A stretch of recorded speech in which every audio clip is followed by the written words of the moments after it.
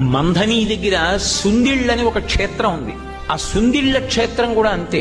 నరసింహస్వామి, యోగ నరసింహస్వామి. అసలు ఆ క్షేత్రానికి బయలుదేరితే బాహ్యాంతర శౌచములు లేకపోతే అసలు ఆ ఊరికి వెళ్ళనివ్వడు. దారి తప్పిపోతుంది కారు, ఇంకోవైపుకి వెళ్ళిపోతుంది. ఆ ఊళ్ళో ఉన్న వాళ్ళు కూడా తీసుకెళ్లలేరు. నాతో స్వయంగా అక్కడ వేద పండితులు చెప్పారు, ఆ ఊరు వెళ్ళలేం, దారి మర్చిపోయి ఎటో వెళ్ళిపోతుంది కారు. ఒకవేళ వెళ్ళినా ఆ దేవాలయం రాజద్వారం దాటి అడుగు లోపలికి పెట్టలేరుట, స్పృహ తప్పి పడిపోతారు. ఆయన అనుగ్రహము ఉంటేనే లోపలికి వెళ్ళడం. నేను ఆ క్షేత్రానికి వెడతాను అని అడిగినప్పుడు కూడా నన్ను తీసుకెళ్లినటువంటి వేద పండితుడు ఏం చెప్పారంటే, అయ్యా ఇత పూర్వం ఒకసారి నేను ఒకళ్ళని తీసుకెళ్లబోయి దారి తప్పిపోయాను, నాకే గుర్తులేదు ఆ ఊరేమిటో. ఆ ఊరికి ఆ ప్రభావం ఉందండి.